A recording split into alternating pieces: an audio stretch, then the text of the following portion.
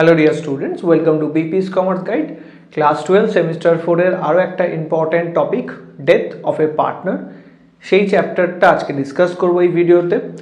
তো যখন কোনো পার্টনারের ডেথ হয়ে যায় তখন সেই পার্টনারের অ্যাকাউন্টিং, পার্টনার্স ক্যাপিটালের অ্যাকাউন্টিং কীভাবে করতে হয়, that is deceased partner capital account কীভাবে প্রিপেয়ার করতে হয়, এবং সেই partners capital account that means সেই পার্টনার, যে পার্টনার মারা গেছে সেই পার্টনার বেসিক্যালি কী কী পাবে, কী জিনিস পাবে এবং কী লায়াবিলিটি তার রয়েছে, ইন বিটুইন সব প্লাস মাইনাস করার পর তাকে আলটিমেটলি তার যে লিগাল হেয়ার আছে, দ্যাট মিনস উত্তরাধিকারী, তাকে কোন অ্যামাউন্টটা আমাকে পে করতে হবে সেইটা এই পার্টিকুলার ভিডিওতে আমি তোমাদের সঙ্গে শেখানোর চেষ্টা করব। ঠিক আছে, তো টপিকটা হচ্ছে ডেথ অফ এ পার্টনার। তো ডেথ অফ পার্টনার যখন আমরা করব তখন আমাকে যে অ্যাকাউন্টটা প্রিপেয়ার করতে হবে সেটা হচ্ছে ডিসিজ partners capital account, deceased partner capital account. এই অ্যাকাউন্টটা আমাকে কী করতে হবে, প্রিপেয়ার করতে হবে ফার্স্ট অফ অল। তো এই যে ক্যাপিটাল অ্যাকাউন্টটা তোমরা যেটা দেখতে পাচ্ছ, এখানে কি কি জিনিস আসবে, দ্যাট মিনস পার্টনার, যে পার্টনার মারা গেছে সেই পার্টনার কি কি পাবে, ফার্ম বিজনেস থেকে কি কি জিনিস সে পাবে এবং তার থেকে ফার্ম কি কি পাবে, দ্যাট মিনস তার কি কি লায়াবিলিটিস আছে সেটা এখানে আসবে। ঠিক আছে, তাহলে কি কি জিনিস মানে তাকে কি কি দিতে হবে ফার্স্ট অফ অল সেগুলো দেখে নেওয়া যাক। তো সবার প্রথম তার ডিসিজ ক্যাপিটাল বা যে পার্টনার্স মারা গেছে সেই পার্টনার্সের যে ক্যাপিটাল ব্যালেন্স, সেই ক্যাপিটাল ব্যালেন্সটা ফার্স্ট আসবে, যেটাকে বলবো বাই ব্যালেন্স বিডি। তো পার্টনার্সের যদি কোনো ক্যাপিটাল ব্যালেন্স থাকে, ক্রেডিট ব্যালেন্স, সেটা এখানে এসে বসবে। সেকেন্ড, আর কি থাকতে পারে, তার কোনো পার্টনারের আবার ডেবিট ব্যালেন্সও থাকতে পারে পার্টনার্সের, তাহলে সেক্ষেত্রে সেটাকে আমরা বলবো টু ব্যালেন্স বিডি। যদি কোনো পার্টনারের ডেবিট ব্যালেন্স থাকে তাহলে সেটা আমরা অ্যাজ বিডি ব্যালেন্স বসাবো। যদি তার ক্রেডিট ব্যালেন্স থাকে সেক্ষেত্রে আমরা বাই ব্যালেন্স বিডি বলে তার অ্যামাউন্টটা বসাবো। এটা ছাড়া যে পার্টনার মারা গেছে সেই পার্টনার আর কি কি বিজনেস থেকে পেতে পারে, ঠিক আছে, এটা ছাড়া বিজনেস থেকে সেই পার্টনার যেটা পাবে ফার্স্ট অফ অল সেটা হচ্ছে ইন্টারেস্ট অন ক্যাপিটাল, তাহলে বাই ইন্টারেস্ট অন ক্যাপিটাল এটা পাবে। দ্যাট মিনস যে পার্টিকুলার টাইম অবধি, that means financial year start হওয়ার প্রথম থেকে যেই ডেট অবধি মারা গেছে সেই পার্টিকুলার টাইম ফ্রেমের যে ইন্টারেস্ট অন ক্যাপিটাল হয় সেই ইন্টারেস্ট অন ক্যাপিটালটা পাবে। স্যালারি পেতে পারে বাই স্যালারি, দ্যাট মিনস যে পার্টিকুলার টাইমটার জন্য সেই পার্টিকুলার পার্টনার বেঁচে ছিল সেই পার্টিকুলার মান্থসের জন্যই তাকে কী করতে হবে, স্যালারি পে করতে হতে পারে।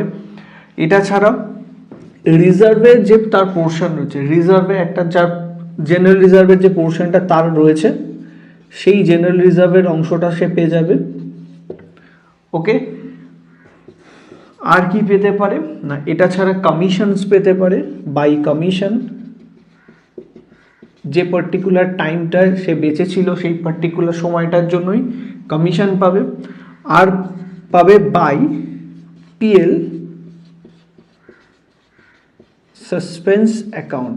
বাই পিএল সাসপেন্স অ্যাকাউন্ট কেন লিখছি, এটা লেখার একটাই কারণ যে প্রফিট, দ্যাট মিনস যে পার্টনার, ওই যে ডেথ যে পার্টনারটা মারা গেছে সেই পার্টিকুলারলি বিজনেসের কোনো একটা টাইম ফ্রেম অবধি ছিল, দ্যাট মিনস যে ফিনান্সিয়াল ইয়ারটা রয়েছে সেই ফিনান্সিয়ালের স্টার্টিং ডেট থেকে, দ্যাট মিনস 1 এপ্রিল থেকে, সাপোজ পার্টনার মারা গেছে 31 জুলাই, ঠিক আছে, তাহলে 1 এপ্রিল থেকে 31 জুলাই এই টাইম ফ্রেমে বিজনেস যেটুকুনি প্রফিট করেছে সেই প্রফিটের সার্টেন পোর্শন, যে পোর্শনটার মালিক সেই প্রপোর্শন অনুযায়ী কিন্তু তাকে কি করতে হবে, প্রফিটের ভাগটা দিয়ে দিতে হবে।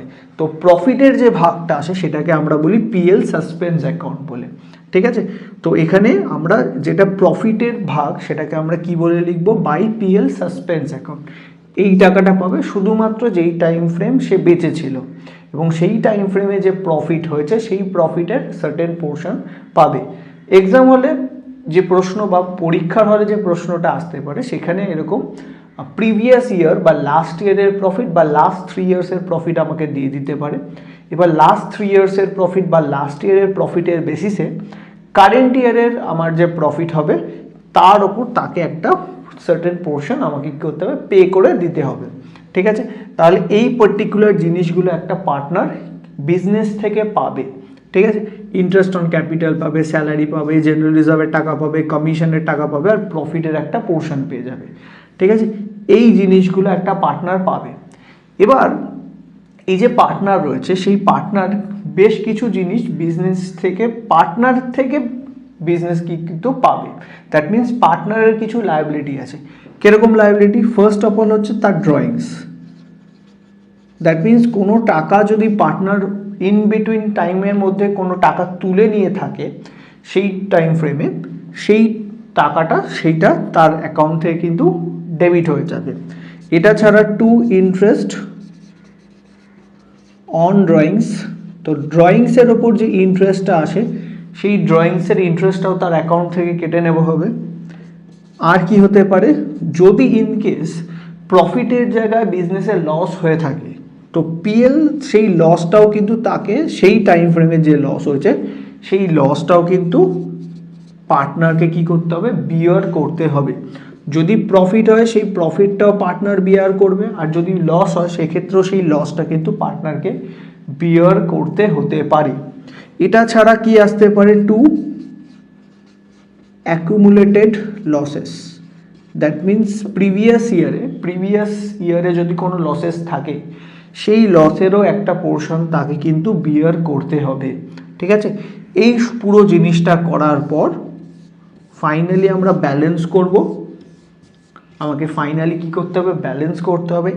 তাকে যা পাওনা ছিল সব কটাই ক্রেডিটে আসবে। দ্যাট মিনস পার্টনারকে যেগুলো দিতে হবে সব ক্রেডিট কলামে বসিয়ে দেবে, অ্যান্ড পার্টনারের থেকে যেগুলো পাবে বিজনেস সেগুলো তোমরা সব ডেবিট কলামে বসাবে। ঠিক আছে, এগুলো সব পার্টনার পাবে, আর এগুলো পার্টনারের থেকে সব বিজনেস কি করবে, বা পার্টনারশিপ ফার্ম এটা পার্টনারের থেকে পাবে। ঠিক আছে, আর এটা হচ্ছে পার্টনার বিজনেস থেকে কি পাচ্ছে। দ্যাট মিন যা পার্টনার পাবে সেগুলো সব ক্রেডিট সাইডে আসবে ক্যাপিটাল অ্যাকাউন্টে, আর পার্টনারের থেকে যেগুলো নিয়ে নেওয়া হবে সব কটাই আমার আসবে ডেবিট সাইডে। তো মাইনাস করার পর যে ব্যালেন্সটা আসবে সেইটাকে আমরা বলবো টু, সাপোজ যে রয়েছে X Y Z, X executors account. তো যে ব্যালেন্স থাকবে এটা হচ্ছে ব্যালেন্সটা, সেটা আমরা কোথায় পাঠিয়ে দেবো, এক্স বা ওয়াই বা জেড যেই থাকুক না কেন তার এক্সিকিউটর অ্যাকাউন্টে আমি সেই টাকাটা কী করে দেবো, ট্রান্সফার করে দেবো। দ্যাট মিনস তার লিগাল হেয়ার, দ্যাট মিনস যে উত্তরাধিকারী রয়েছে তার অ্যাকাউন্টে টাকাটা চলে যাবে। ঠিক আছে, এটা ইদার এক্সিকিউটার্স অ্যাকাউন্ট হতে পারে, এক্সিকিউটার্স লোন অ্যাকাউন্ট হতে পারে। সেটা তোমার এক্সাম হলে যে প্রশ্নটা দেবে সেই প্রশ্নের মধ্যেই লেখা থাকবে যে ব্যালেন্সটা কোথায় যাবে। যদি কিছু বলে দেওয়া না থাকে, সাপোজ এক্স ওয়াই জেড যে মারা গেছে সেই অ্যাকাউন্ট দিয়ে টু এক্সিকিউটার্স, এক্স এক্সিকিউটার বি হলে বিজ এক্সিকিউটার্স অ্যাকাউন্ট বলে আমাকে কিন্তু ব্যালেন্সটা ক্লোজ করতে হবে। তো এটা হচ্ছে ডিসিজ পার্টনার ক্যাপিটাল অ্যাকাউন্ট ডেথের ক্ষেত্রে। এই অ্যাকাউন্টটা তোমাদেরকে প্রিপেয়ার করতে হতে পারে 5 মার্কসের প্রশ্ন যদি আসে, তাহলে তোমাকে ঠিক এই জিনিসটাই তোমাকে করতে হবে যে ডিসিজ পার্টনার ক্যাপিটাল অ্যাকাউন্ট প্রিপেয়ার করতে বলবে। ঠিক আছে, তো ডিসিজ পার্টনার ক্যাপিটাল অ্যাকাউন্টের যে শর্টকাট মাথায় রাখতে হবে কি, সবচেয়ে জিনিস যে পার্টনার এই পাশে যেগুলো পার্টনার পাবে, যা পার্টনারকে দিতে হবে সব কটাই পার্টনার্সের ক্রেডিট কলামে আসবে।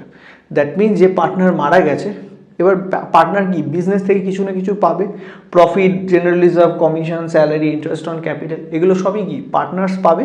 তো যত জিনিস পার্টনার্স পাবে তাহলে পার্টনার্সের ক্রেডিট সাইডে বসে দাও। যত জিনিস পার্টনার পাবে সব ক্রেডিট, আর পার্টনার্স থেকে যেগুলো নিয়ে নেওয়া হবে সেগুলো সব ডেবিট সাইডে বসিয়ে দাও। এটা হচ্ছে শর্টকাট। ঠিক আছে, এইটুকুনি জিনিস তোমরা যদি মনে রাখতে পারো তাহলে ইজিলি তোমরা ডিসিজ পার্টনার ক্যাপিটাল অ্যাকাউন্ট তোমরা প্রিপেয়ার করতে পারবে। কয়েকটা জায়গায় তোমাদেরকে ক্যালকুলেশন করতে হবে তোমাদের এই পিএল সাসপেন্স অ্যাকাউন্ট, এইখানে ইন্টারেস্ট অন ক্যাপিটাল, এই কয়েকটা জায়গা বা ইন্টারেস্ট অন ড্রয়িংস, এই 3-4টে জায়গা তোমাদের ক্যালকুলেশন শিখতে হবে। ঠিক আছে, এই 3-4টে ক্যালকুলেশন বাদ দিয়ে এই চ্যাপ্টার থেকে 5 মার্কসের যা প্রশ্ন আসবে সেগুলো তোমাদের জন্য খুব ইজি হবে। ঠিক আছে, জাস্ট ক্যালকুলেশনটা তোমরা যদি করে ফেলতে পারো, কারণ ক্যালকুলেটর তোমাদেরকে ইউজ করতে দেওয়া হবে না। তো যেহেতু তোমাদের ক্যালকুলেটর ইউজেস নেই, সেক্ষেত্রে তোমাদের এই ক্যালকুলেশনগুলো এক্সাম হলে বসে করতে হবে, ঠিক আছে? তো এই ক্যালকুলেশনটা তোমরা যদি ইজিলি করতে পারো তাহলে তোমরা কিন্তু ইজিলি এই প্রবলেম সলভ করতে পারবে, ঠিক আছে? এবার নেক্সট আমরা যে জিনিসটা করব সেটা হচ্ছে বেশ কিছু প্রবলেম সলভ করে দেখাতে হবে। তাহলে সেই প্রবলেমগুলো আমরা যদি সলভ করি, এখানেই করব যে সলভ করলে এবার তোমরা বুঝতে পারবে যে কী ধরনের প্রশ্ন তোমাদের এক্সাম হলে আসতে পারে, ঠিক আছে? তাহলে সেগুলো একবার দেখে নেওয়া যাক।